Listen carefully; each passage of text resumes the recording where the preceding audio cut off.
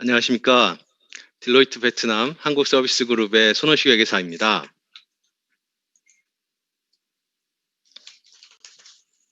이렇게 딜로이트 베트남 웹비나에 참여해 주셔서 감사드립니다. 오늘은 저희 딜로이트 베트남이 준비한 첫 번째 웹비나인데요. 앞으로도 알찬 주제로 이런 웹비나를 개최하려고 계획하고 있습니다. 오늘은 법인세 인센티브 그리고 이전 가격, 그 다음에 관세와 관련한 동향을 알아보고 기업에게 최적화할 수 있는 방향을 제시드리고자 합니다. 오늘 세션은 세 가지 세션으로 이루어져서 설명드릴 예정인데요. 첫 번째는 법인세 인센티브, 그리고 두 번째는 이전 가격과 관세 부분, 세 번째는 Q&A 세션으로 진행할 예정입니다. Q&A가 질문이 있으신 분들은 하단에 보면 Q&A 박스가 있는데요. 그 Q&A 박스를 클릭하셔서 질문을 입력해 주시면 저희가 말미에 몇 가지 질문에 대해서 답변을 드릴 수 있도록 하겠습니다. 자, 그러면 먼저 법인세 인센티브, 베트남 법인세 인센티브에 대해서 먼저 시작하도록 하겠습니다.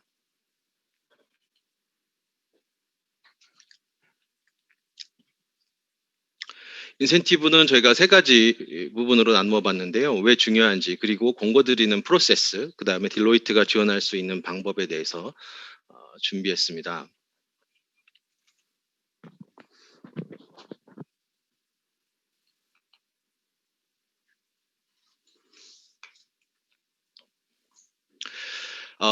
인센티브가 중요한 이유는 인센티브 금액이 크기 때문입니다. 인센티브 금액이 크기 때문에 회사가 혹시나 요건을 만족함에도 불구하고 혜택을 적용하지 못하고 있거나 아니면 반대로 적용을 하고 있지만 여러 가지 요건을 만족하지 못하는 상황이 발생했을 때 세무상 영향이 클 수 있기 때문입니다.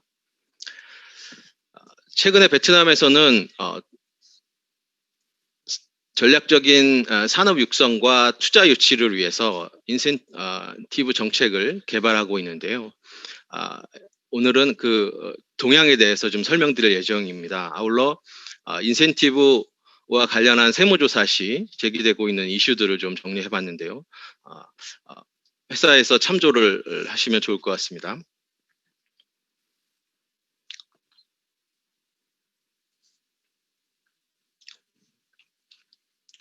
자, 먼저 베트남의 인센티브에 대해서 정리를 해봤습니다. 왼쪽 편은 인센티브의 종류인데요. 먼저 법인세 인센티브입니다. 법인세 인센티브는 잘 아시겠지만 우대세율 10%, 15%, 17% 가지 종류의 우대세율이 15년에서 프로젝트 전체 기간까지 다양합니다. 그 다음에 면세는 0% 세율을 적용하는 거죠. 기간은 2년에서 4년 있고, 그 다음에 감면은 50% 세율, 적용 세율에서 50% 감면을 적용하는 겁니다. 그리고 수익 관세 부분에 대해서는 고정자산 수익 관세 면제가 있는데요. 고정자산 수익 관세 면제는 EP 기업 혹은 인더스트리얼 존에 있을 경우 투자 기간 동안에 수익 관세가 면제가 가능합니다.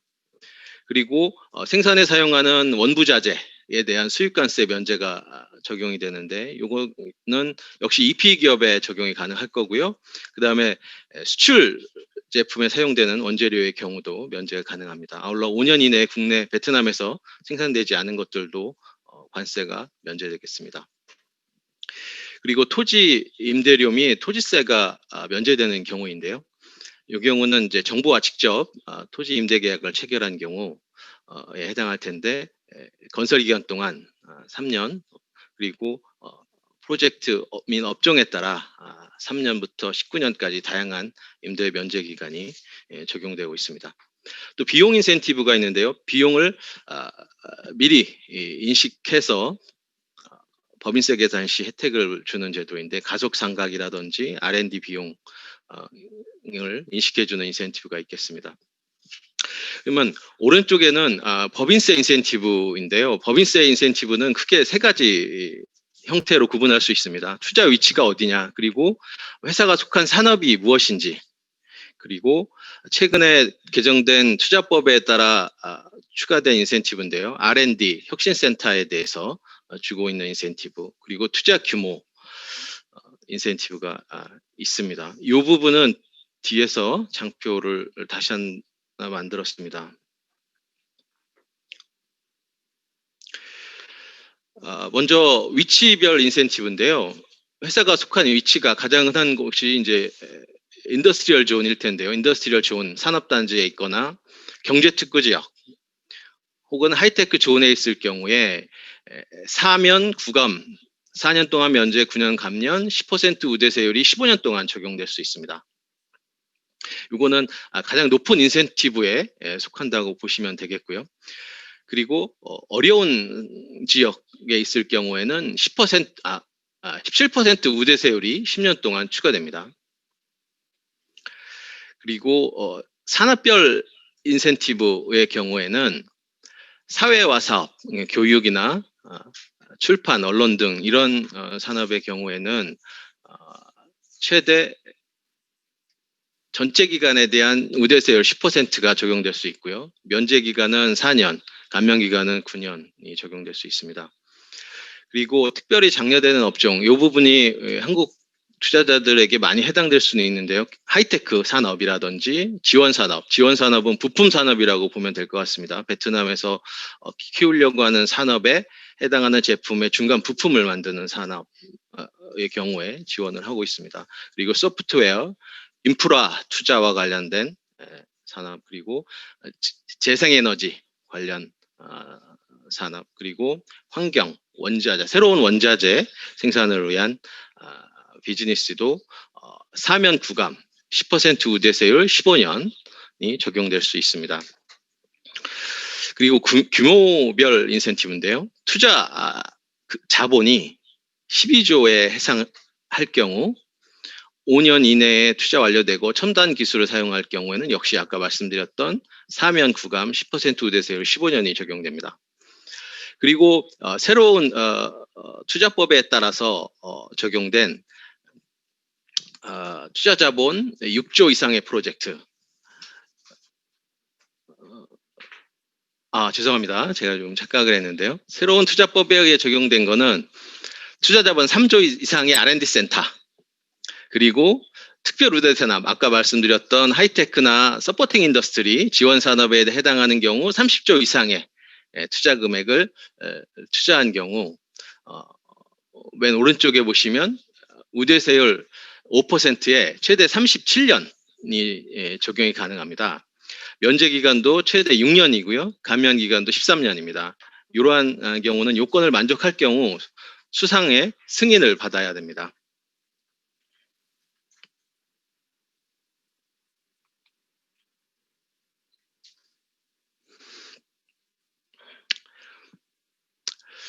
예.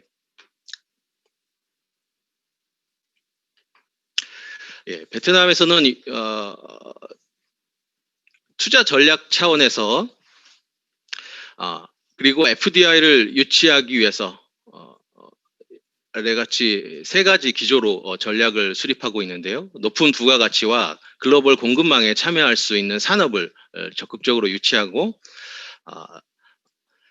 고효율, 그럼 고기술, 그다음에 환경보호. 요즘 최근에 환경보호도 이제 강조가 되고 있는데요. 아울러 4차 산업혁명에 참여할 수 있도록 정책을 수립하고 있습니다. 그래서 새로운 투자법은 이따 좀 더 정리를 해서 인센티브 부분은 정리해서 말씀드릴 건데요. 투자법도 개정하고 있고 지원산업 인센티브에 대해서도 지금 개정을 진행 중에 있습니다. 그리고 경제특구, 산업공단, 그다음 하이테크 공단에 대해서 관련 법령을 만들고 있고요.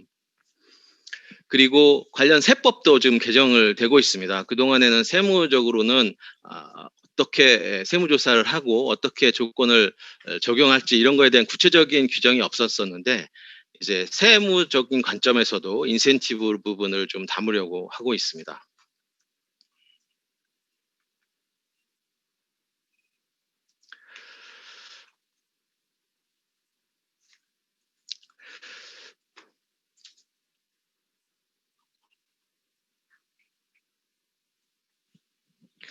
예. 투자법인데요. 투자법에서는 인센티브 방식을 추가했습니다. 가속상각법, 기존의 서큘라에 있던 시행 규칙에 있던 내용인데요. 예, 혹시 소리가 잘 들리시는지요?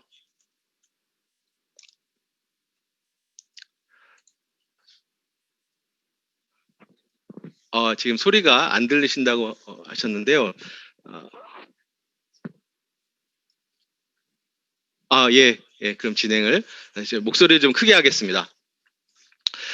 가속상각법이 투자법에 반영이 됐습니다. 기존에 있던 서큘라에 있던 내용이 이제 법령에 들어가다 보니까 앞으로 관련된 시행령이나 시행 규칙이 나오게 되면 어떤 식으로 변형이 일어날지 좀 지켜봐야 될 것 같고요. 인센티브를 받을 대상을 좀 추가했는데 기술 이전 프로젝트, 그다음에 과학기술 제품, 신기술을 사업화하는 경우, 창조적인 스타트업에 대해서, 그리고 중소기업을 지원하는 산업에 대해서 인센티브를 주겠다, 이렇게 선언적으로 들어갔고요.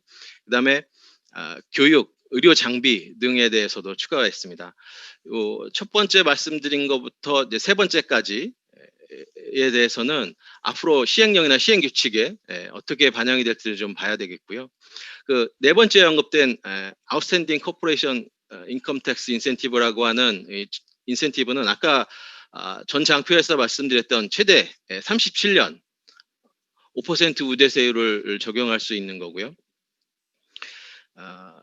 면제는 6년이고 감면 기간은 13년입니다. 자격 조건은 아까 서두에서 말씀드렸듯이 투자 금액 조건과 산업 조건을 만족해야 되는데요. 투자 금액이 3조 이상인 R&D 센터, 그리고 투자 금액이 30조 동 이상인, 여기 제가 말씀드린 단위는 베트남 동입니다. 30조 동 이상의 특별 우대 산업, 하이테크라든지 서포팅 인더스트리 산업이 해당 사항이 있을 거고요. 이런 자격 요건을 만족하면 총리의 승인을 받아서 이 인센티브를 적용할 수 있습니다.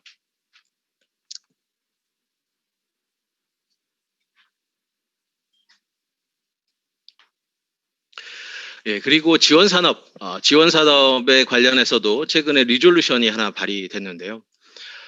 이 리졸루션은 베트남의 지원 산업을 어떻게 육성하고 어떤 인센티브를 줄지 방향을 설정한 선언적인 성격을 좀 가지고 있다고 보시면 되겠습니다. 일단은 정부 부처로가 어떻게 투자를 유치하고 어떤 일을 해야 될지를 기술하고 있는데요. 정책 제도를 완성해야 될 것을 기술하고 있고, 어떤 혜택을 줄지에 대해서 기술을 하고 있습니다. 정부는 지원 산업을 통해서 달성하고자 하는 것은 글로벌 공급망에 참여하는 기업들을 베트남에 유치하고자 하는 것입니다. 그래서 부품 제조 능력을 향상시켜서 베트남의 관련 산업을 발전시키고자 하는 그런 취지인데요. 지원 산업 인센티브의 구체적인 내용은 시행령 111에 언급하고 있는데요. 요거는 지금 개정이 진행 중에 있습니다. 지원 산업 인센티브는 산업통상부에서 주관해서 심사를 하고 서티피케이트를 발행하고 있는데요. 여러 가지 안이 계속 나오고 있는 과정입니다.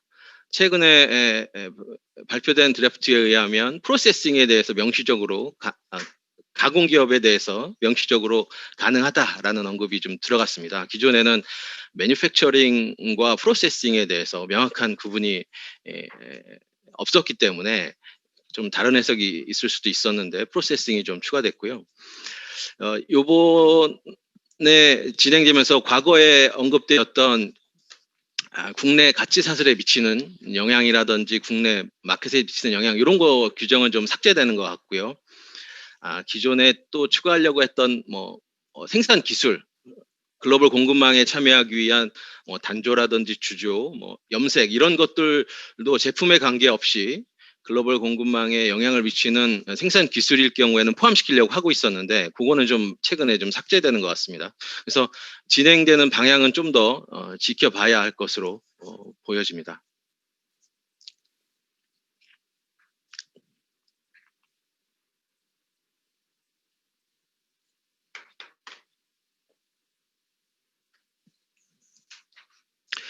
예.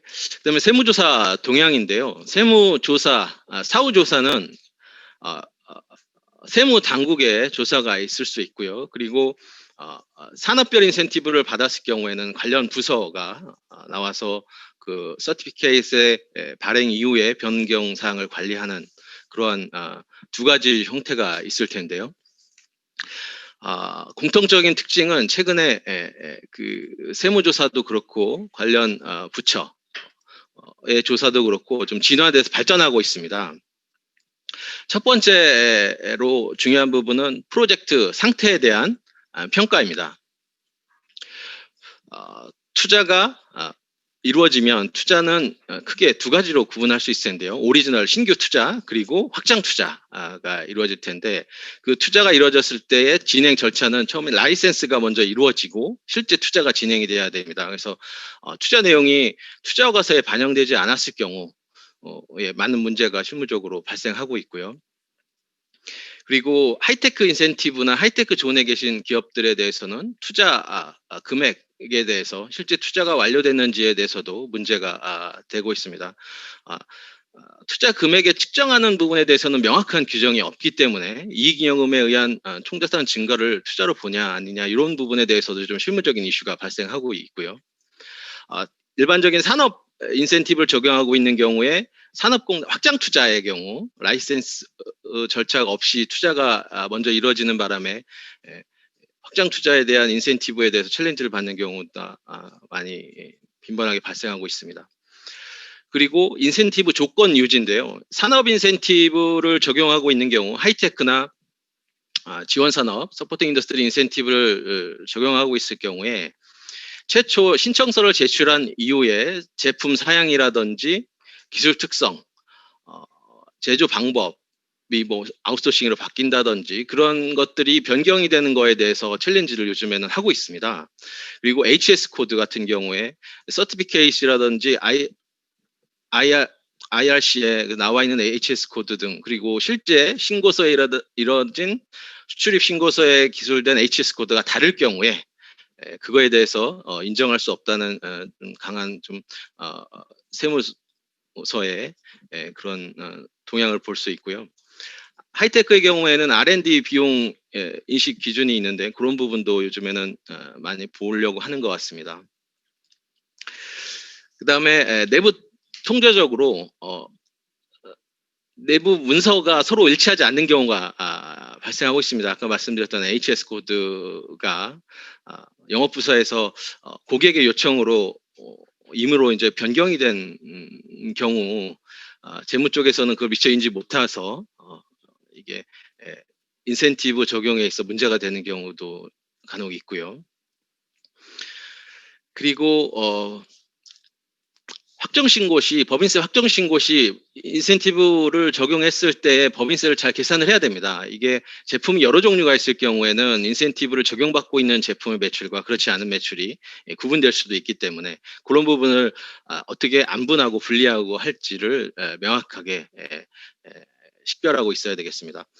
그리고 인센티브 관련한 또 흔한 이슈 중에 하나는 첫 번째 면제 기간에 대한 부분인데요. 회사는 자체 판단으로 신고 시에 손실로 기록을 했는데 세무조사가 나와서 세무조정이라든지 이전 가격 조정 등에 의해서 결손 상태가 이익으로 돌아가는 경우 첫 번째 면제 기간의 대상 기간이 바뀌게 됩니다. 그렇게 되면 사후에도 계속 도미노 형태로 영향을 미치게 되는데 첫째 년도 결손일 경우 좀 신경을 잘 쓰셔야 되겠습니다.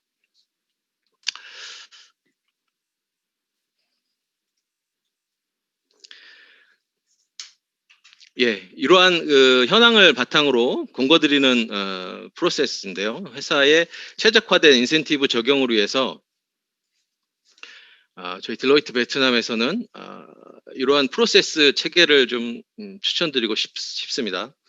첫 번째는 현황을 파악해야 되겠습니다.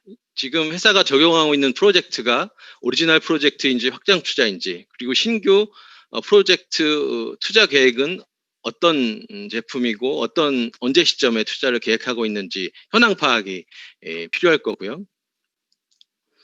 현황 파악을 토대로 다음은 높은 인센티브를 적용할 수 있는 기회를 포착해야 되겠습니다.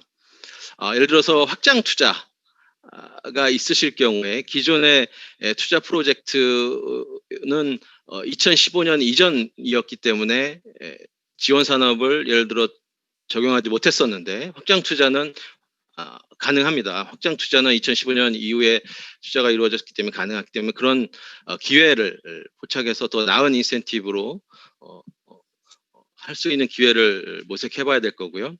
그럼 인센티브를 받은 이후에는 그걸 유지할 수 있는 내부 프로세스를 구축해야 되겠습니다.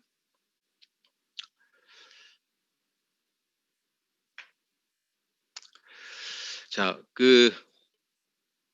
요거는 우리 전자제품의 공급망에 속한 기업들의 예인데요. 회사가 만드는 제품이 원자재나 혹은 부품을 만들 경우에는 지원 산업 인센티브나 하이테크 인센티브의 가능성이 있겠다고 하겠습니다. 그리고 최종 전자제품을 만드는 경우에는 하이테크 인센티브의 기회가 있겠고요. 지원 산업의 경우에는 부품 산업이라고 보시면 되겠습니다. 그래서 회사가 만드는 제품이 정부에서 디크리 111에서 기술하고 있는 제품에 해당하는지 검토를 해서 그런 기회가 있는지를 검토를 해봐야 될 거고요.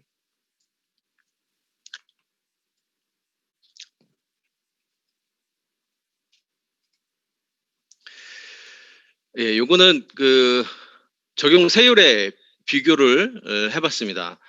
베트남의 법인세율은 20%입니다. 산업단지 인센티브는 2년 동안 면제, 4년 동안 감면이기 때문에 두 번째와 같이 0%가 2년, 10%가 4년이고요. 산업 인센티브, 지원 산업 인센티브다, 하이테크 인센티브다라고 했을 때는 4년 동안 면제가 적용되고 감면 기간 동안 우대세율이 10% 있기 때문에 10%에 50%를 곱한 5%가 9년 동안 적용된다고 보시면 되겠습니다. 그리고 잔여기 2년 동안 10% 우대세율이 적용될 수 있고요. 이런 차이가 있다고 보시면 되겠습니다. 지원산업 인센티브는 베트남 정부가 키우려고 하는 6가지 업종이 있습니다. 기계 제작이라든지 전통적인 신발, 의류, 그리고 자동차와 전자제품, 하이테크 제품을 만드는 산업. 이러한 6개 산업의 중간 부품에 대해서 인센티브를 주고 있고요. 회사는 기회가 있는지 없는지 검토를 해서 서류 작성을 해서 지원 산업의 경우에는 MOIT 산업통상부에서 검토를 합니다. 산업통상부에서 검토를 하고 하이테크의 경우에는 과학기술부 MOST에서 검토를 하고요. 여기서 검토를 하고 나서 서티피케이트를 받습니다. 서티피케이트를 받고 나서 일단 법인세 계산 시 적용을 하시면 되는데 혹시 지역 세무서에서 여러 가지 이슈 때문에 다른 해석을 할 수도 있기 때문에 지역 세무서의 텍스 룰링을 받는 것이 안전할 수 있겠습니다.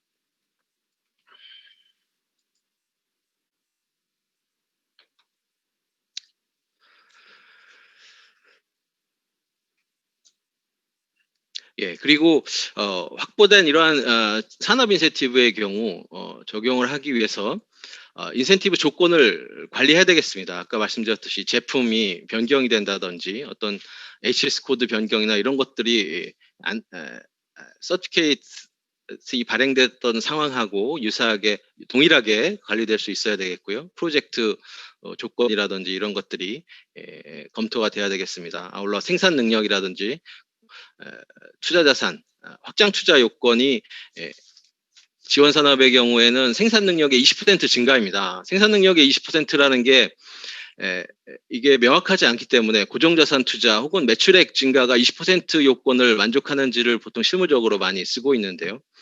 그러한 요건을 만족하고 있는지 이런를 같이 이제 다각적으로 검토를 해야 되겠습니다. 그리고 하이테크 인센티브와 지원 산업 인센티브의 경우에는 이건 보고서를 제출해야 됩니다. 1년에 한 번 보고서를 제출하기 때문에 그런 준수 관련된 보고서를 잘 작성해야 되고요. 그다음에 법인세 확정 신고 시 법인세 계산을 잘 해야 되겠습니다. 그다음에 조사가 나왔을 때 대응을 잘 할 수 있어야 하겠습니다.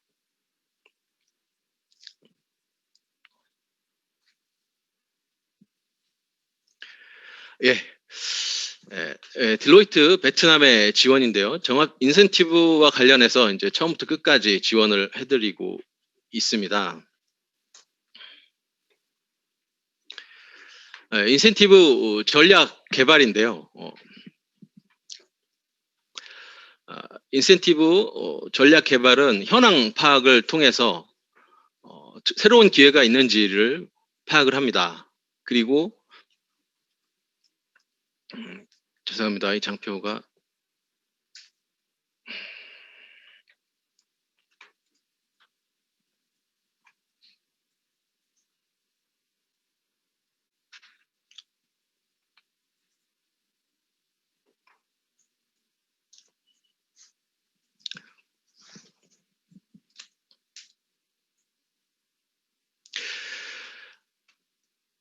예. 그리고 필요할 경우에는 관련 정부 부서와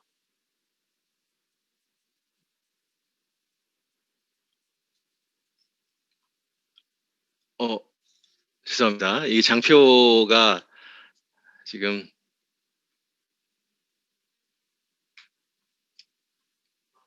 죄송합니다.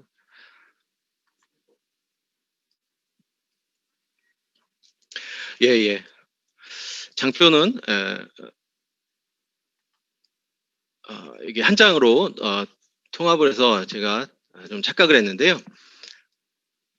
일단은 4단계로 구분을 하고 있습니다. 저희가 인센티브 개발을 위해서 회사 현황을 파악하고 투자 계획을 통해서 그리고 만들고 있는 제품 등을 파악을 한 후에 필요할 경우에는 정부 부서와 논의를 해서 지원 가능한 인센티브 기회를 파악을 하고요. 그리고 인센티브 신청을 합니다. 인센티브 신청서 작성을 지원해드리고 그 관련해서 유관기관과의 커뮤니케이션, 그다음에 챌린지가 있을 경우에 관련된 대응을 하고 있습니다. 그래서 서티피케이트를 받을 수 있을 때까지 저희가 팔로우업을 하고 있고요. 인센티브를 받은 후에는 일단 매년 보고서를 작성하는 것을 도와드리고 있고요. 그다음에 적용하고 있는 인센티브 외에 추가적인 확장 투자 계획이나 이런 것들에 대해서 신청 기회를 식별하여 제공해드리고 있습니다. 아울러 인센티브 적용 과정에서 법인세 계산이라든지 이러한 부분들을 저희가 확인해서 혹시 이슈가 있을 경우 그 부분에 대해서 자문도 제공해드리고 있고, 생산 능력의 변경이라든지 HS 코드 변경이 있을 경우 유관기관과 협의를 통해 혹은 필요할 경우 공식 문서를 통해 관련 변경을 진행을 도와드리고 있습니다. 그리고 4단계는 조사 지원인데요. 사전에 조사가 왔을 때 세무서라든지 MOIT, MOST 조사가 올 때 그 관련 조건 준수 여부를 검토하여 조사 대응을 지원해주고 있습니다.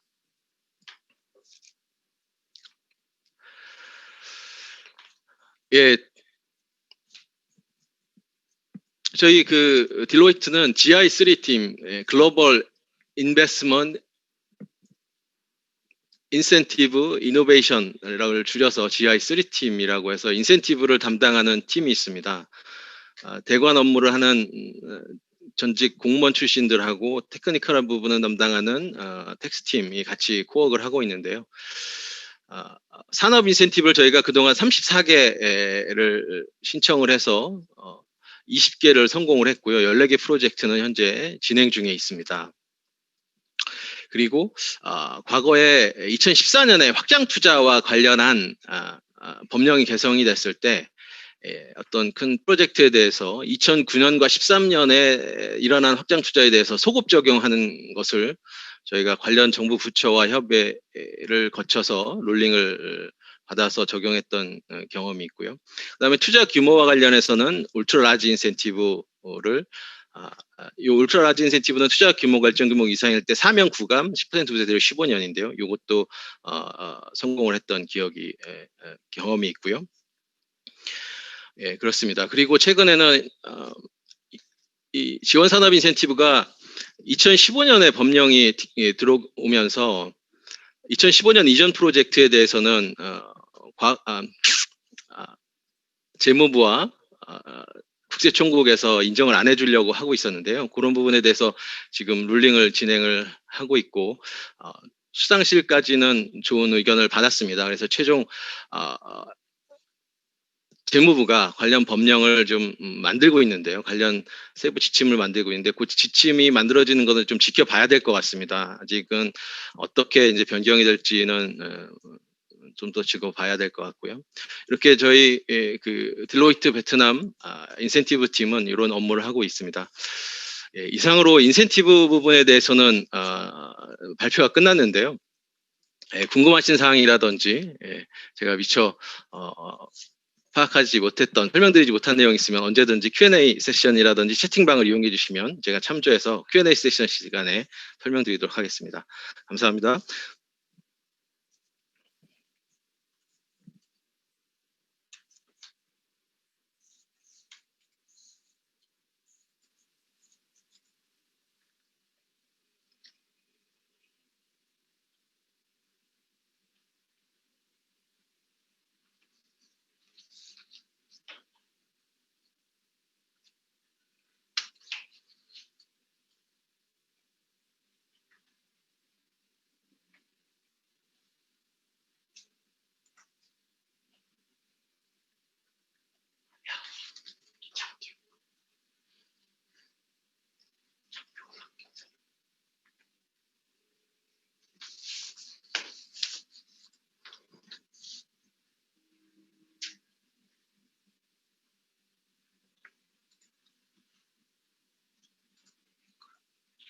안녕하세요. 반갑습니다. 딜로이트 베트남 한국서비스팀의 김선준입니다. 저는 오늘 이전 가격과 관세에 관해 설명드릴 예정입니다. 두 번째 세션에 앞서서 오늘 세무조사 및 텍스 인센티브와 관련돼서 간단한 설문을 준비했습니다.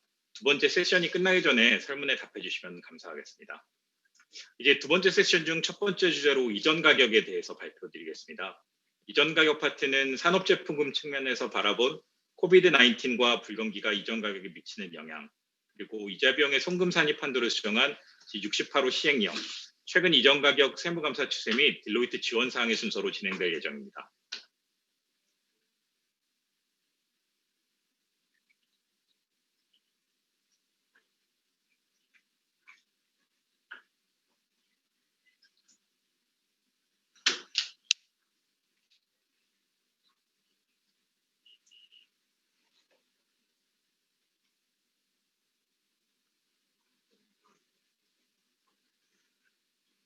죄송합니다. 지금 장표가 이동이 안 되고 있어서요. 잠시만 기다려 주십시오.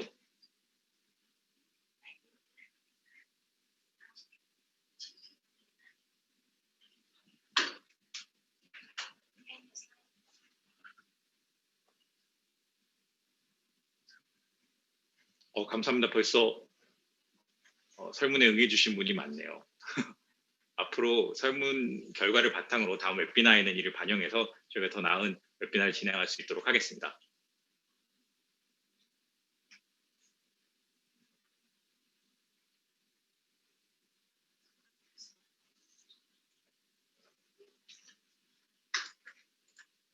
네, 첫 번째로 산업제품 측면에서 바라본 코비드-19을 비롯한 불경기가 이전 가격에 미치는 영향에 대해 알아보도록 하겠습니다.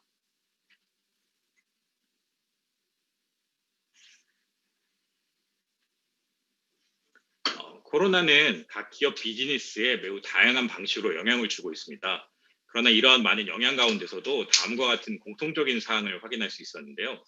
우선 수요 측면에서 주문 감소나 중단, 아니면 공급 측면에서의 문제로 인해 제조 활동이 축소되거나 중단되는 경우가 발생하게 되었습니다. 또한 어려워진 경제 환경 및 예측 불가능성 증대로 인해서 유동성 확보라고 하는 새로운 과제가 주어지게 되었고요. 또한 국가 간 인적 물적 이동 제한으로 인해 서플라이 체인에 영향이 발생하였고, 정부의 규제 등으로 인해서 사무실이나 공장 폐쇄 등의 사유로 원격 재택근무를 해야 하는 상황이 발생하게 되었습니다. 또한 기존 제품 생산군과는 전혀 다른, 예를 들면 의료 분야에 쓰이는 제품이라든지 이러한 새로운 잠재적 수익을 가져다 수 있는 부품 및 제품을 생산하게 되는 경우도 발생하게 되었습니다. 이번에는 코로나 발생 시기와 그리고 코로나가 종료된 시점, 그리고 종료 후 새로운 뉴노멀 상황에서 회사에 미치는 영향 및 이전 가격 측면에서 고려해야 될 사항을 알아보도록 하겠습니다. 우선 코로나가 발생한 시기에는 수요 감소나 제조 활동의 중단 등으로 인해서 기존의 예측치와는 다른 재무 결과가 나타날 수 있습니다. 또한 공급망에 대한 영향과 생산 활동의 불확실성으로 인해서 기존 가치 사슬의 중대한 변화가 발생할 수 있습니다. 그리고 여전히 그룹 차원에서는 안정적인 수익을 유지하는 상황에서 특정한 지역 또는 특정한 기능을 수행하는 그룹 내 일부 회사의 경우 손실이 발생하는 경우도 발생할 수 있습니다. 코로나가 종료되고 나면 변동된 가치 사슬로 인해 기존의 가치 사슬에 기반을 둔 기존의 이전 가격 방식이 변경된 가치 사슬과 일치하지 않는 경우가 발생할 수 있습니다. 또한 가치 사슬 내에서 각 기업이 수행하는 기능에 변화가 올 수 있고요. 또한 새로운 TP 접근 방식을 요구하는 완전히 새로운 거래 유형, 예를 들면 기존과 다른 제품의 생산된과 같은 이런 거래 유형이 나타날 수 있습니다. 그럼 이에 대한 대응 방안으로서 어떤 기존 TP 방식을 점검하고 변화된 가치 사슬과 일치하는지를 확인해서 새로운 거래 유형을 파악하고 이에 적합한 TP 방식을 마련할 필요가 있습니다. 또한 코로나가 미친 재무적인 영향을 파악해서 이를 어떻게 재무제표에 반영할 것인지에 대해서도 검토가 필요하다고 할 수 있습니다.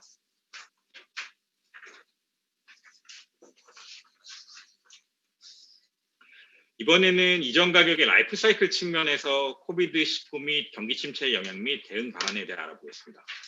이전 가격 라이프 사이클은 크게 계획 단계, 실행 단계, 관리 및 해결 단계로 나누어 볼 수 있습니다. 이중 계획 단계에서는 경기 침체가 기업에 미치는 영향을 예측하고 실제 결과와 비교하는 것은 물론 이에 대응하기 위한 의사결정 및 실행 방안을 준비해야 합니다. 또한 현재 이전 가격과 관련된 계약 내용이 적절한지를 검토하고 목표 이익을 달성하기 위한 실질적인 방안을 강구할 필요가 있습니다. 경기 침체 상황을 고려해서 로열티나 매니지먼트 피해 축소 등도 고려해 봐야 합니다. 실행 단계에서는 경제 및 시장 상황을 반영하기 위한 새로운 이전 가격 정책을 마련하는 단계라고 할 수 있습니다. 68호 시행령에 따른 공제 간 이자 비용 한도 변경 등을 고려한 한정된 그룹의 자금을 효율적으로 활용하기 위한 그룹사 간 대출 보증 등도 함께 검토되어야 합니다. 또한 실행 단계에 있어서는 기존 계약 내용을 실제로 변경해야 할 필요가 있기 때문에 이러한 계약의 변경 시 직접적인 영향을 미치게 되는 계약의 해지, 벌가금 및 불강력 조항에 대한 검토가 필요합니다. 이외에도 이전 가격과 직접적인 관계가 있지는 않겠지만 신용조건 변경이라든지 지급기한의 연장도 함께 고려되어야 합니다. 그리고 아까 말씀드린 것처럼 재무상태 변동에 대한 영향을 파악하고 이를 문서화하고 이에 대한 적절한 근거 자료를 마련하는 것이 필요합니다. 특히나 내년도에 이전 가격 관련된 리포팅 시에는 이러한 내용들이 반드시 포함되어야 할 것으로 판단됩니다.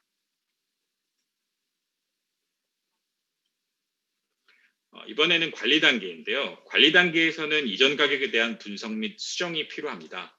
현재 사용 중인 비교 가능 기업 선택 방식이 적절한지를 검토하고 유사한 경제 상황에 직면하지 않은, 예를 들면 코비드-19의 영향을 크게 받지 않은 기업을 비교 가능 기업에서 제외한다든지 혹은 새로운 기업을 포함하는 방식의 그런 새로운 비교 가능 기업 선택을 검토해야 합니다. 그리고 정상 가격 산출 방식에 대해서도 검토가 필요하고요. 앞서 말씀드린 바와 같이 코비드19가 미친 영향에 대한 로컬 파일에 대한 그 내용 분석도 함께 포함되어야 합니다. 그리고 현재 그룹사 내에서 수행한 기능 및 부담한 위험 정도에 따라서 어떻게 이익과 손실을 배분할 것인지에 대한 방식에 대한 검토가 필요하고요. 특히 그룹사 차원에서 손실이 발생한 경우에는 이를 본사와 자회사 간에 어떠한 방식으로 배분할 것인지에 대한 검토가 필요합니다. 마지막으로 해결 단계인데요. 해결 단계는 이전 가격과 관련된 세무조사 등이 발생했을 때 어떻게 대응할 것인지에 대한 단계입니다. 이 단계에서는 코로나 발생 이전 시점과 그리고 코로나가 발생한 그 기간 동안 그리고 코로나가 종료된 이후 세 가지의 경우로 가정해서 각 상황별로 각 상황을 잘 반영한 세무조사 대응 방안을 마련해 두어야 합니다. 특히 손실이 발생하거나 이전 대비 매우 낮은 수준의 이익이 발생한 경우에는 세무감사 시 챌린지를 받을 가능성이 매우 높습니다. 따라서 손실이 발생하거나 이전 대비 낮은 수준의 이익이 발생한 경우에는 이에 대한 대응 논리, 방어 전략을 준비하고 이를 문서화해 놓아야 합니다. 참고로 이후에 저희 딜로이트 지원 사항에서 말씀드리겠지만 딜로이트에서는 손실이 발생한 연도에 대해서는 손실이 발생한 이유와 이에 대한 방어 논리를 마련하는 스페셜 팩터 애널리시스라는 서비스를 제공해 드리고 있습니다.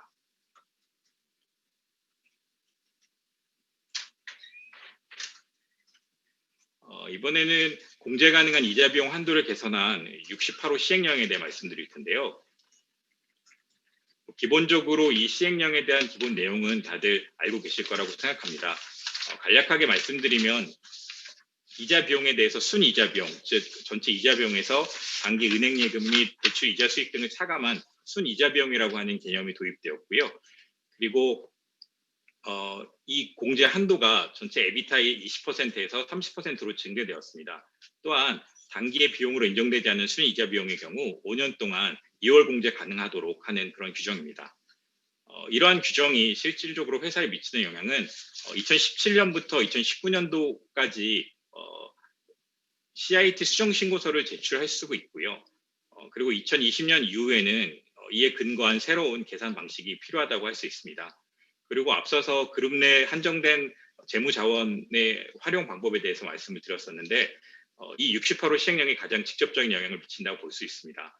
그래서 순이자 비용 및 그리고 5년 2월 제도 그리고 30%의 캡을 최대한 활용하기 위해서 그룹 내 자본 거래 및 자본 배분 전략을 수립하고 재조정을 하는 부분이 반드시 필요하다고 할 수 있겠습니다.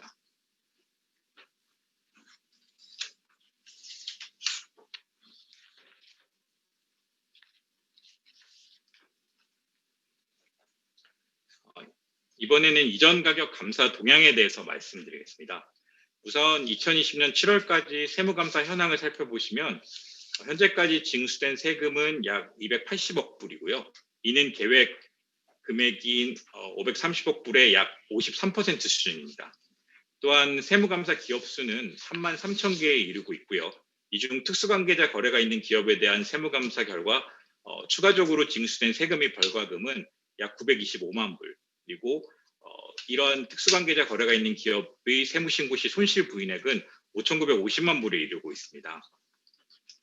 이전 가격 시 조세 당국이 일반적인 지적 사항은 크게 아래와 같은 세 가지로 나누어 볼 수 있습니다. 첫 번째로는 정상 가격 산출 방식을 부인하는 경우가 있을 수 있고요. 두 번째로는 비교 대상 회사 선정에 대한 챌린지가 있을 수 있고요.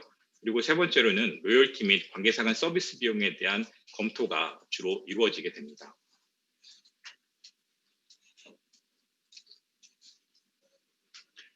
먼저 정상 가격 산출 방식 부인과 독립적인 비교 대상 회사 선정 부인에 대해서 알아보면 제20호 시행령에 따라 베트남에서는 다음과 같은 5가지 정상 가격 산출 방식이 인정되고 있습니다.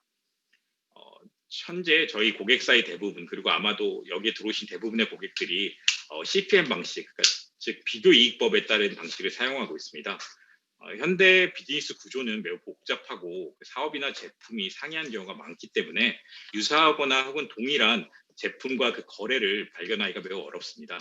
따라서 제3자와의 이익률 수준을 통계치에 의해서 비교하는 그런 CPM 방식이 널리 사용되고 있습니다.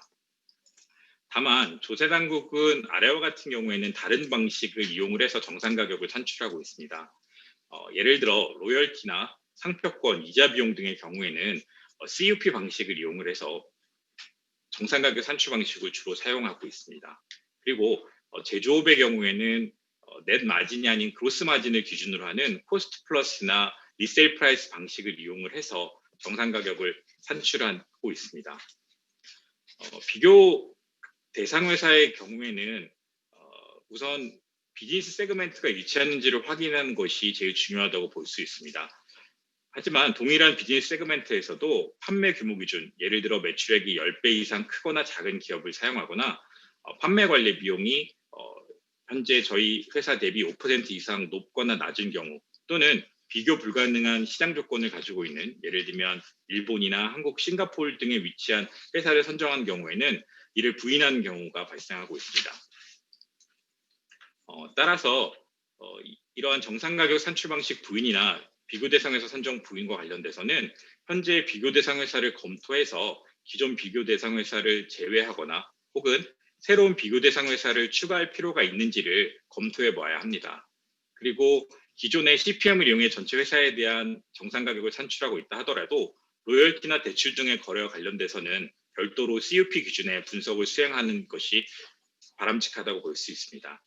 그리고 예를 들면 현재는 저희가 넷 프로핏 기준으로 하는 CPM 방식을 사용할 때 세무당국에서 코스트 플러스나 리세일 프라이스 같은 그로스 프로핏을 기준으로 하는, 즉 매출 총 이익을 기준으로 하는 방식을 적용할 수 있는데요. 이럴 경우에는 왜 우리 회사에는 매출 총 이익을 기준으로 비교하는 방식이 적합하지 않은지 그 이유를 미리 준비해 두는 것도 매우 좋은 대처 방법이라고 할 수 있겠습니다.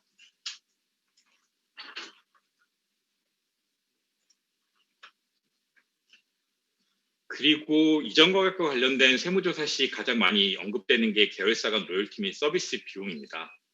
제20호 시행령 8조에 따라서 계열사 간 로열티 및 서비스 비용과 관련돼서는 아래와 같은 4단계에 걸친 적정성 검토를 수행하고 있습니다.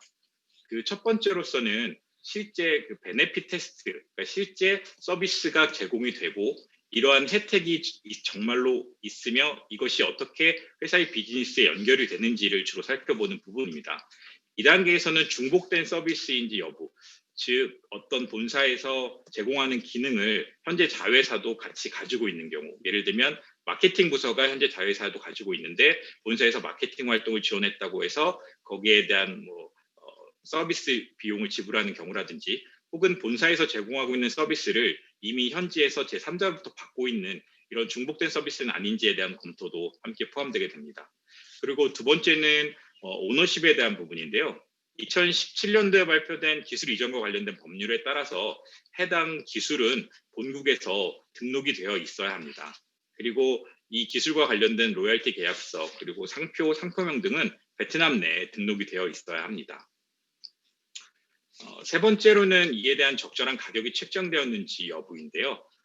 정상 가격을 비교하기 위한 비교 대상이 있는지 여부, 그리고 일부 기업에서는 기술 이전료하고 상표권을 개별적으로 분리하지 않고 한 번에 지급하는 경우가 있는데, 이러한 경우는 세무조사 시 챌린지를 당할 가능성이 매우 높습니다. 즉 기술 이전에 대한 부분, 상표권에 대한 부분은 구분해서 관리하는 것이 좋고요.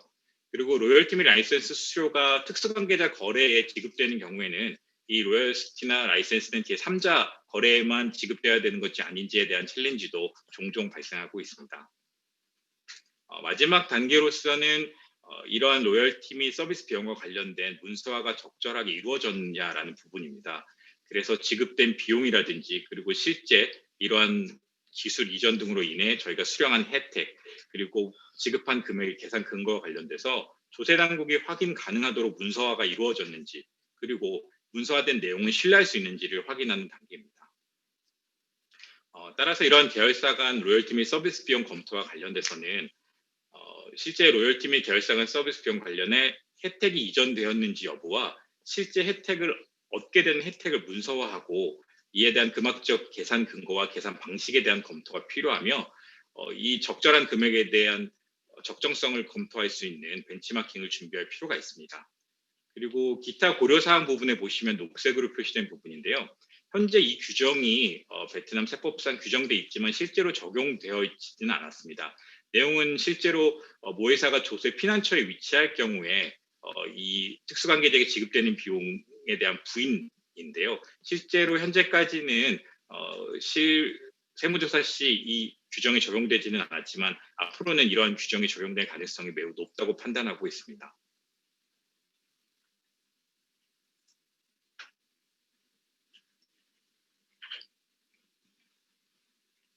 이번에는 구체적인 사례를 한번 확인해 보겠습니다. 두 가지 케이스를 준비했는데요. 첫 번째 경우는 손실이 발생한 케이스입니다. 그래서 전자부품을 제조하는 회사고요.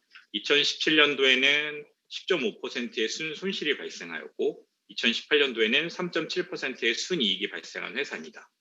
그래서 이전 것과 관련돼서 2017년도 신고 시에는 실질적인 벤치마킹 연구 및 그런 어떤 그 실제 계량화된 숫자 없이 손실 발생 사유만을 설명해서 신고를 했고요. 2018년도에는 이익이 발생했기 때문에 적절하게 비교 가능한 10개 기업을 대상으로 벤치마킹을 실시해서 이전 가격 신고를 실시했습니다. 이에 대한 세무조사 결과는 2017년도 손실에 대한 근거 서류 부족으로 인한 챌린지였는데요.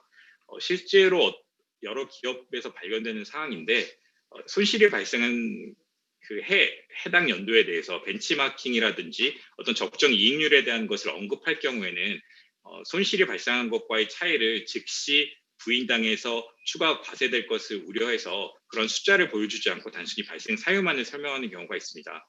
그렇지만 이럴 경우 세무당국에서는 근거 서류 부족이라고 보고 이에 대한 어드민 페널티를 부과하고요. 그리고 실제 이 사례 같은 경우에는 2017년도에 대해서는 2018년도에 이용했었던 10개 비교 가능 기업의 2017년도 이익률을 적용해서 2017년도에 추가 과세를 한 경우입니다. 두 번째 경우는 비교 가능 회사 부인의 경우인데요. 똑같이 전자부품을 제조하는 회사고 2017년도에는 순이익이 3.25%, 2018년도에는 순이익이 4.65% 발생한 회사입니다. 그래서 2017년과 2018년도에 TP 신고 시에는 비교 가능한 기업을 8개를 선정을 해서 벤치마킹을 실시했고요. 중위값이 3.65%고 각 4분위 값이 1.5%, 6.8%로 2017년도와 2018년도 순이익은 해당 범위 안에 드는 아주 양호한 사례로 보입니다.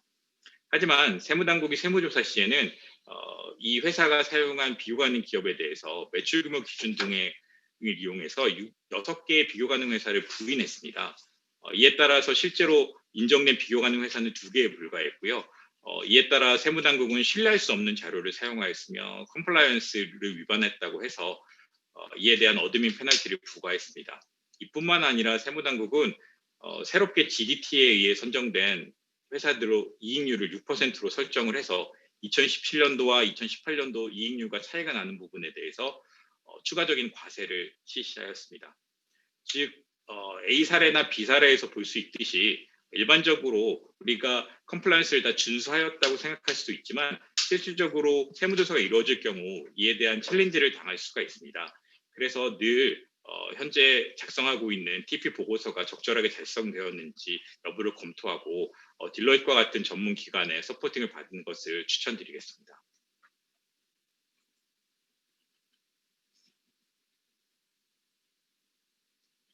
다음은 저희 딜로이트 베트남의 지원 사항입니다.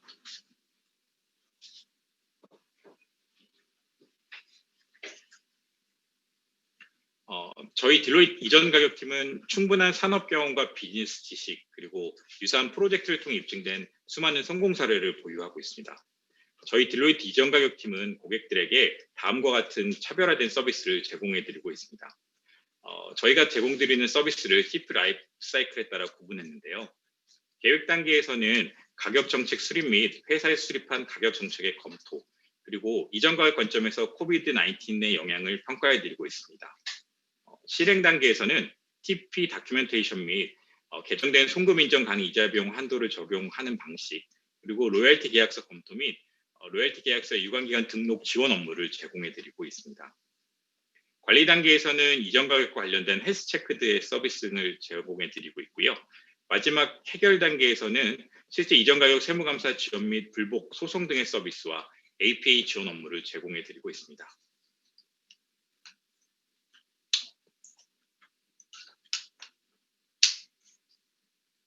이상으로 이전 가격에 대한 발표를 마치고 이번에는 관세에 관해 말씀드리도록 하겠습니다.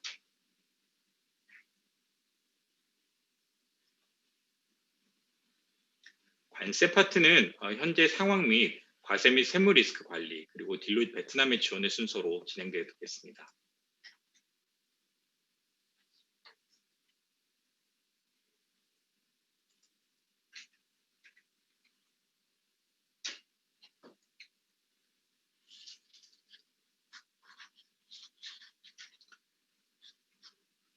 네, 이 장표는 현재 그 제조업체들의 어떤 서플라이 체인을 나타내고 있는데요. 제조 산업에 속해 있는 기업들은 다양한 업체들과 밀접한 관련을 가지고 있습니다.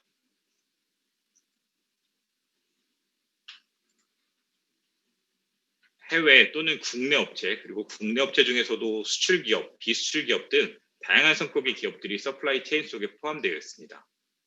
또한 원부자재 생산부터 제조, 가공 과정을 거쳐서 최종 제품이 유통업체를 통해 소비자에게 전달되는 동안 매우 다양하고 복잡한 시스템의 일부로서 기능을 담당하게 됩니다.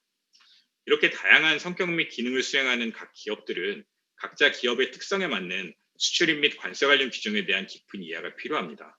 이를 통해 규정을 적절히 준수하고 효율적인 관리를 통해 향후 발생 가능한 위험에 효과적으로 대처할 수 있어야 합니다.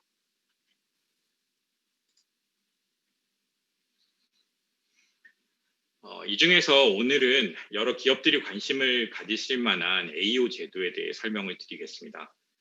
특정 요건을 만족하는 기업의 경우 AO를 통해서 수출입 절차와 관련된 혜택을 누릴 수 있습니다. AO는 기업들에게 세제 및 관세에서 특별한 혜택, 예를 들면 검사 비율 하향 조정이라든지 각종 신고 절차 간소화, 여러 분야의 자율 관리 혜택을 제공함으로써 기업의 수출 및 관세 관리에 소요되는 시간과 비용을 절약할 수 있게 해주고 있습니다. AO와 관련돼서는 AO를 적용받기 위한 요건, 그리고 적용 요건 중 중요한 규정 준수 관련 주요 이슈, 그리고 AO 연장으로 나누어서 알아보도록 하겠습니다. 기본적으로 AO를 적용받기 위해서는 다음과 같은 몇 가지 조건을 충족해야 합니다. 첫 번째로는 세관 및 세관 규정을 잘 준수해야 하며 수출입 관련 기준도 가지고 있습니다. 예를 들면 수출입 금액 1억 불 이상 등의 어떠한 특정 조건도 충족해야 합니다. 또한 효율적인 내부 관리 시스템을 가지고 있어야 하고 회계 및 감사 제도도 잘 준수한 기업이어야 합니다. 이러한 AO 적용 요건 중에서 가장 중요한 부분은 세관 및 세무 규정 준수와 수출입 관련 기준입니다. 이 중에 수출입 관련 기준은 앞서 말씀드린 바와 같이 연간 수출입 금액 얼마 이상 등과 같은 계량화된 기준이 갖추어져 있습니다. 반면에 세관 및 세무 규정 준수는 계량화되어 있다기보다는 좀 더 설명이 필요한 부분이라고 보아서 옆에서 규정 관련된 주요 이슈에 대해서 한번 정리를 해봤습니다. 기본적으로 수출입 관련 관세 및 조세 규정을 잘 준수해야 됩니다. 컴플라이언스가 잘 이루어져야 된다는 뜻이고요. 그리고 수입 관세가 면제되거나 또는 수입 관세가 과세 대상이 아닌 비과세 물품 사용 내역에 대해서 철저하게 잘 관리가 되어 있어야 합니다. 그리고 세관 및 기타 법 규정에 따라서 유관기관에 서류를 제출 시에 작성된 서류의 정확성 및 신뢰성이 매우 중요한 요소라고 할 수 있습니다. 그리고 AO는 최초 인증을 받는 과정도 중요합니다만 유지 및 연장도 매우 중요합니다. 특히 한국과 다르게 베트남에서는 연장 심사가 매우 까다롭게 이루어지는 편입니다. 그래서 AO 연장을 위해서는 수출입 물품 관련된 세관 서류, 그리고 회계장부 및 기타 서류를 검토하게 됩니다. 그리고 일반적인 관세 조사 시 이루어지는 HS 코드 분류나 CO, 그리고 커스텀 밸류에이션, 그리고 수입 관리 정책 등 일반적인 사항도 검토하게 됩니다. 그리고 이 외에도 실제로 AO를 적용받게 되면 제출하게 되는 비관세 대상인 원자재 및 수출용 완제품, 수출 제조, 그리고 BOM 관리 내역 등을 집중적으로 검토받게 됩니다. 따라서 AO를 획득 및 유지하기 위해서는 회사는 자체적으로 현재 운영 중인 사항을 점검하고 개선해서 컴플라이언스, 관세 및 조세 관련 컴플라이언스를 잘 준수하고 있는지 여부를 평가해야 합니다. 그리고 관리자 레벨에서는 신설된 관세 및 세무 규정 및 규정 변화를 계속적으로 업데이트해서 컴플라이언스가 잘 이루어져서 AO가 유지될 수 있도록 관리하는 것이 매우 중요하다고 할 수 있습니다.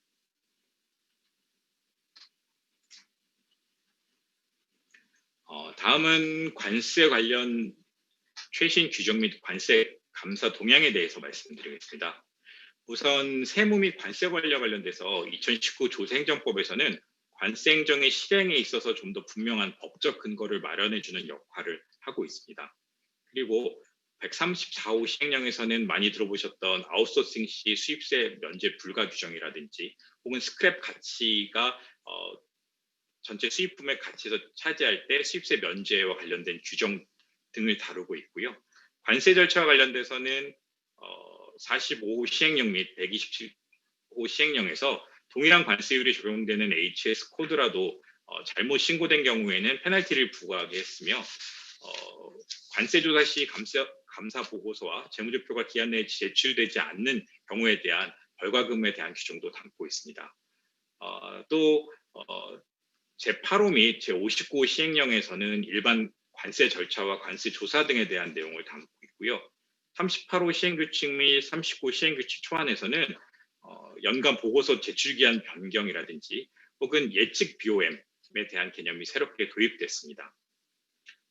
지금 말씀드린 이러한 조세행정법이라든지 시행령에 대한 내용은 저희 딜로이트이 제공하는 세무 뉴스에 이미 반영이 되어 있을 거라고 생각해서 자세한 설명을 생략하겠고요. 향후에 자세한 내용이 필요하신 분은 질문을 주시면 이에 대한 자세한 내용을 별도로 정리해 드리도록 하겠습니다. 그리고 FTA와 관련돼서는 모두 잘 아시는 것처럼 2020년 8월 1일부로 EVFTA가 발효됐습니다. 유럽연합과 베트남 사이에 체결된 FTA인데요. 이는 유럽연합이 아세안 국가 중 두 번째로 체결한 FTA입니다. 현재 베트남이 아세안 국가 중 두 번째 교역량, 유럽연합과 두 번째 교역량을 가지고 있어서 이에 대한 중요도를 반영하여 FTA를 체결하였고요. 이에 대한 자세한 내용도 역시 별도의 뉴스레터를 통해서 안내가 되었기 때문에 이를 참조하시고 관련 내용이 필요하실 경우 연락을 부탁드리겠습니다. 이번에는 최근 관세 감사 동향에 대해서 한번 살펴보도록 하겠습니다.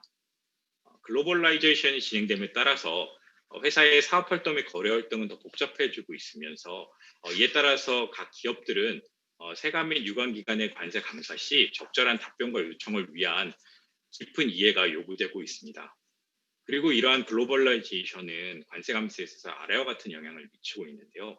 우선 감사 범위 측면에서 살펴보면 과거에는 주로 특정한 항목, 예를 들면 제조업체의 재고 관리라든지 아니면 무역을 주로 하는 법인의 커스텀 밸류에이션 아니면 HS 코드 분류와 같은 특정한 일부 주제에 대해서 감사가 이루어졌다면 현재는 그 범위를 점차 확장해서 거의 대부분의 커스텀과 관련된 부분을 감사하고 있는 추세입니다.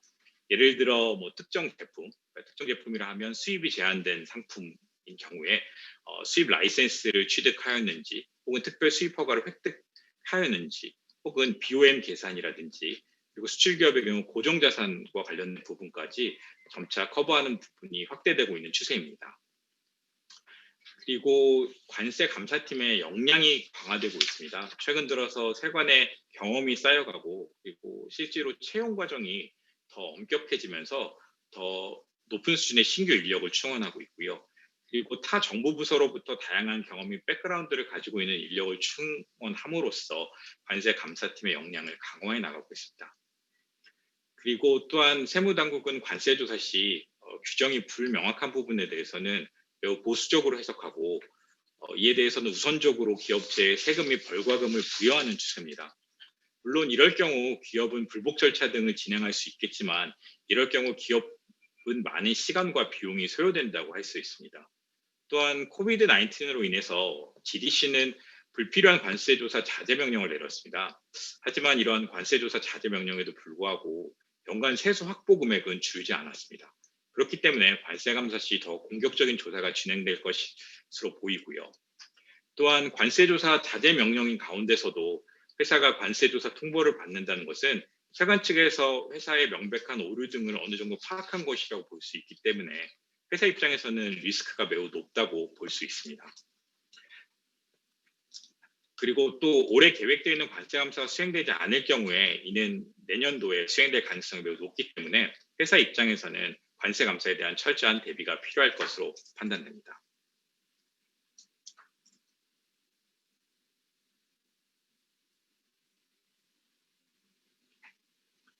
이번에는 관수사회 및 세무 리스크 관리에 대해서 알아볼 텐데요. 우선적으로 기업들이 주로 마주하게 되는 관세 관련 이슈들을 정리해봤습니다. 첫 번째는 비과세 또는 수입세가 면제되는 원부자재 사용과 관련된 이슈입니다.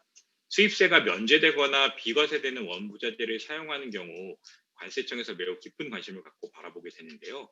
이와 관련된 규정의 변동이나 혹은 기업의 생산관리 방식의 변동을 면밀하게 관리를 해야 합니다. 만약에 이에 대한 관리가 잘 이루어지지 않을 경우였는데요. 일부 생산을 아웃소싱하는 경우 수입세를 면제받지 못한다는 신규 규정이 얼마 전에 발표되었습니다. 그런데 한 섬유 전문 제조 수출 기업의 경우 이러한 신규 규정을 숙지하지 못하고 기존과 같이 수입세 면제를 적용하였다가 550만 불의 관세 및 부가가치세가 부과된 경우가 있었습니다. 두 번째는 가치평가, 밸류에이션과 관련된 부분입니다. 많은 기업들이 실제 관계사와 거래에서 정상 가격을 입증하지 못하는 경우가 있고요. 혹은 가격 내고 과정에 대한 충분한 근거를 가지고 있지 않거나 혹은 복잡한 결제 조건 때문에 그 밸류에이션 자체를 적절하게 하지 못하는 경우가 있습니다. 또 때로는 가격 할인이나 가격 변동 때문에 관세 조절 시 이슈가 되기도 합니다. 이러한 이슈로 인해서 일본의 자동차 업체의 경우 약 400만 불의 관세 징수를 당한 케이스가 있었습니다. 다음은 HS 코드 분류입니다. 이 부분은 비수출 기업과 수출 기업으로 나누어서 말씀드릴 수 있겠는데요. 비수출 기업의 경우 잘못된 HS 코드 신고는 수입세뿐만이 아니라 어드민과 관련된 페널티를 부담해야 하는 문제를 발생시킵니다. 하지만 아직까지 많은 회사들이 HS 코드의 분류에 있어서 포워딩 회사 등에 의존하고 실제 수출입부서에서는 이에 대한 이해가 부족한 경우가 많습니다. 그리고 수출 기업의 경우에는 HS 코드 분류에 큰 관심을 가지지 않고 실제 포워딩 회사나 아니면 거래 상대방의 HS 코드 분류를 그대로 사용하는 경우도 있습니다. 하지만 수출 기업의 경우라도 내수 판매를 병행한 수출 기업의 경우 HS 코드 분류와 관련된 이슈가 존재한다고 볼 수 있고요. 그리고 100% 제품을 수출하기 때문에 HS 코드와 관련이 없다라고 생각할 수 있겠지만 현재 관세 당국에서는 100% 제품을 수출하는 수출 기업의 경우에도 잘못된 HS 코드 분류와 관련돼서는 페널티를 부과하고 있습니다. 마지막으로 컴플라이언스 문제인데요. 컴플라이언스가 어찌 보면 가장 많은 기업들이 이슈가 발생하는 부분이라고 할 수 있습니다. 그래서 수입세가 면제 혹은 비과세되는 원부자재의 사용 그리고 밸류에이션, HS 코드 분류뿐만이 아니라 실제로 관세 신고서상 잘못된 정보를 신고하거나 CO나 아니면 수입이 제한된 특정 제품 관리 등의 분야에서 문제가 발생할 수 있습니다. 따라서 앞서 말씀드린 이와 같은 관세 관련 리스크를 줄이기 위해서는 다음과 같은 관리가 필요하다고 할 수 있습니다.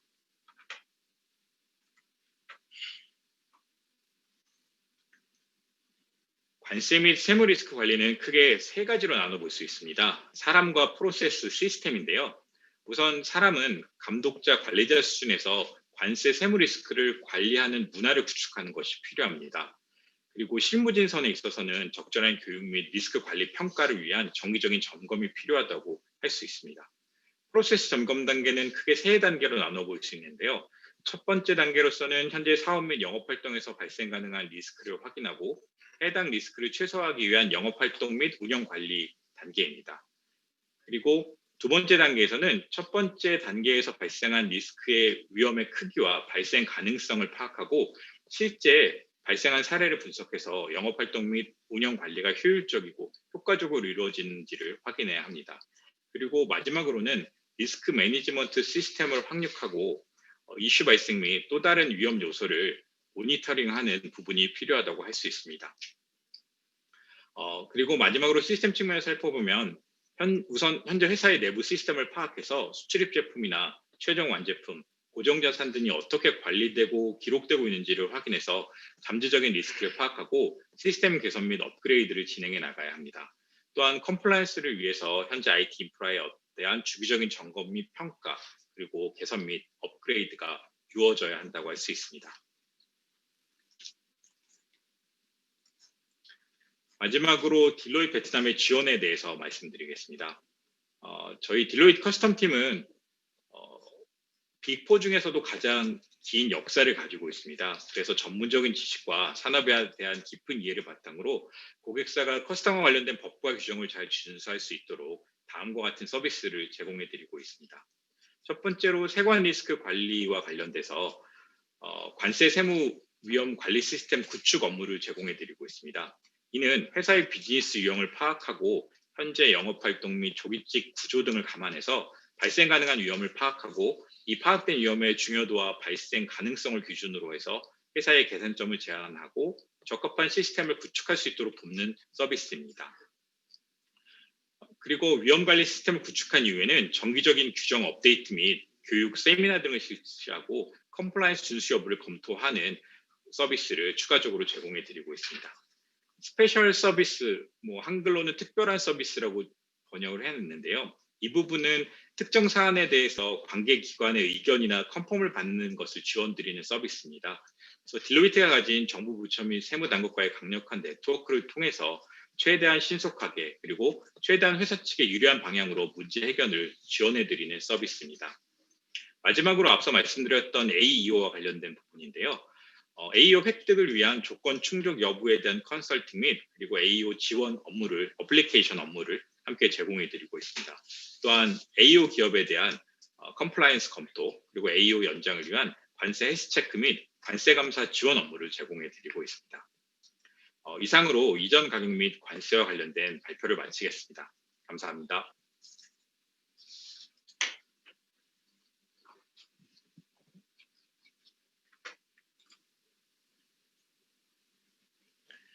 예, 안녕하십니까.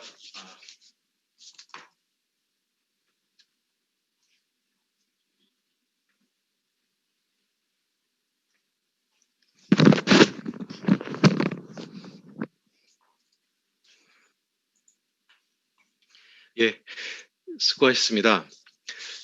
다음은 저희 Q&A 세션으로 넘어갈 건데요.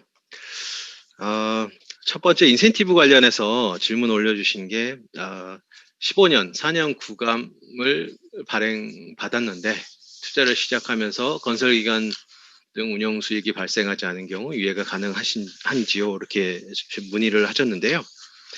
일단 사면 구감 10% 우대세율 15년은 첫 기사는 이게 두 가지로 나눠질 수 있습니다. 첫 번째 면제 기간의 첫 번째 시작은 과세 소득이 발생한 시점부터입니다. 과세 소득이 발생한부터 사면에서 면제 기간이 처음 시작이 되고요. 그렇지만 최대로 연장할 수 있는 기간은 매출이 발생한 연도부터 3년까지입니다. 예를 들어서 2020년에 매출이 발생했지만 손실이었다. 그러면은 2020년을 포함한 3년 동안 면제가 유예가 되고요. 그 다음부터는 면제 기간이 적용이 돼야 됩니다. 그리고 한 가지 덧붙이면은 우대세율 15년의 기간은 매출이 발생한 시점부터 시작합니다. 매출이 발생한 시점부터. 그러다 보니까 면제 기간과 우대세율의 시작 시점이 달라질 수도 있기 때문에 감면 기간이 끝난 후 우대세율에 남는 기간은 상황에 따라 회사에마다 달라질 수 있겠습니다. 그래서 건설 기간 동안은 손실이 난다면 결론적으로 말씀드리면 과세 소득이 발생하지 않는다면 유예가 가능하다 이렇게 보시면 되겠습니다. 그리고 그 신청 등록하실 때 문의하셨던 질문 중에 확장 투자의 인센티브 요건에 대해서 문의를 해주셨는데요. 확장 투자와 관련해서는 일단 회사의 확장 투자가 세 가지 요건 중에 하나를 만족하게 되면 회사는 선택적으로 둘 중에 하나를 적용할 수 있습니다. 첫 번째 선택지는 기존 오리지널 프로젝트의 잔여 기간 동안 동일한 인센티브를 적용하는 게 하나고요. 다른 방법은 새롭게 인센티브를 적용하는 건데요. 이때 새롭게 적용될 인센티브에는 우대세율은 없습니다.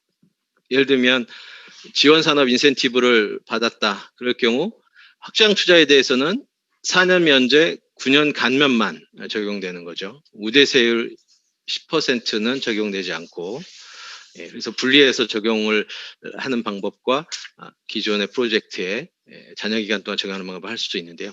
이 두 가지 옵션을 선택하려면 세 가지 조건을 만족해야 됩니다. 일단 첫 번째 조건은 유형자산에 대한 투자 금액이 200억 동 이상 그리고 유형자산의 증가가 20% 이상 두 번째 조건이 유형자산의 증가가 20% 이상 세 번째 조건은 생산 능력이 20% 이상 증가 이렇게 말씀드렸던 세 가지 요건 중에 하나를 만족하면 아까 서두에 말씀드렸던 두 옵션 중에 하나를 선택할 수 있다. 이렇게 보시면 되겠습니다. 지원 산업의 경우에는 마지막 세 번째 조건, 생산 능력의 20% 증가, 요거를 별도로 규정하고 있기 때문에 지원 산업의 경우에는 생산 능력을 20% 이상 증가했다는 걸 증명할 수 있어야 확장 투자에 대한 별도의 인센티브 신청이 가능하다. 이렇게 보시면 되겠습니다. 인센티브 관련해서 받은 질문들 요약해서 설명을 드렸고요. 다음은 그 TP하고 관세 관련해서 질문하신 내용 우리 김선준 이사님께서 설명드리도록 하겠습니다. 네, 우선 이전 가격과 관련된 질문에 대해서 답변을 드리겠습니다.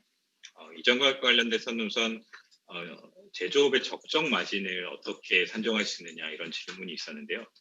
사실 답은 매우 간단합니다. 저희 그 벤치마킹 하실 때 미디언 중위값에 적절한 마진을 설정하시면 되는데 뭐 이렇게 답은 간단합니다만 실제 그렇게 다가가는 과정은 쉽지가 않겠죠.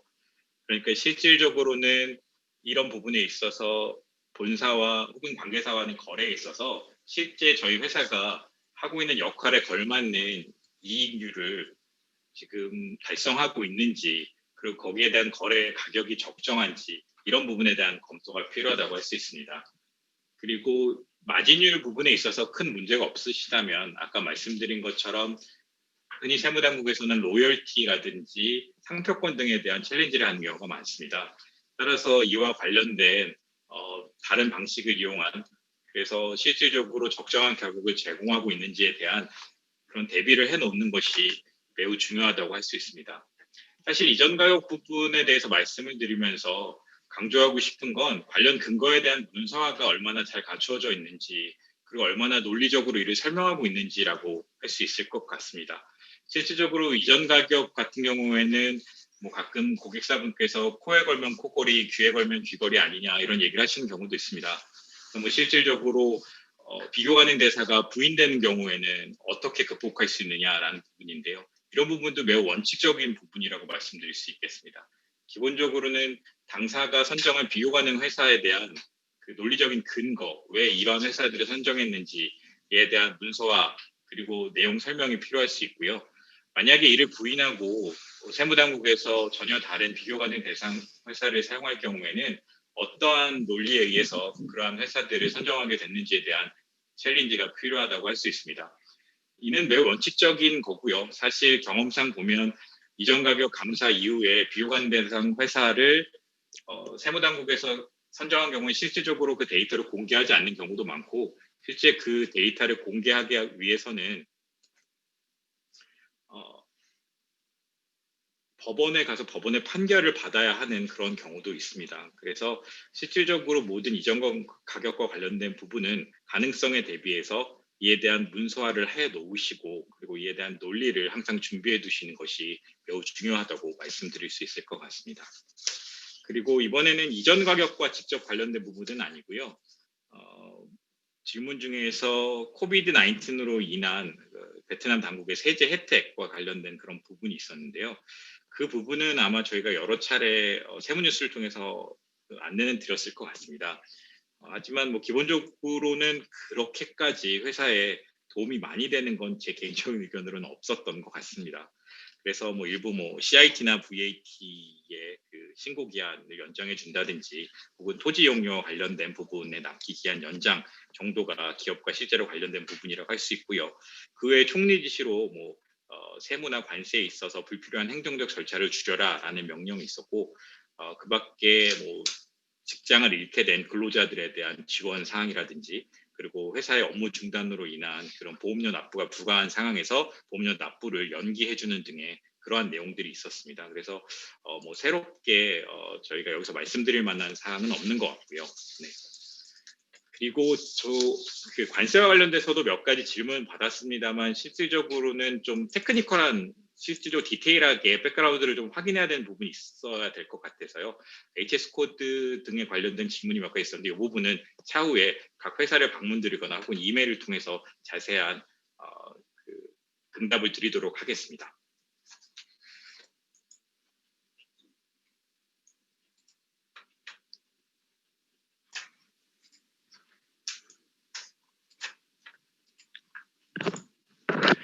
예,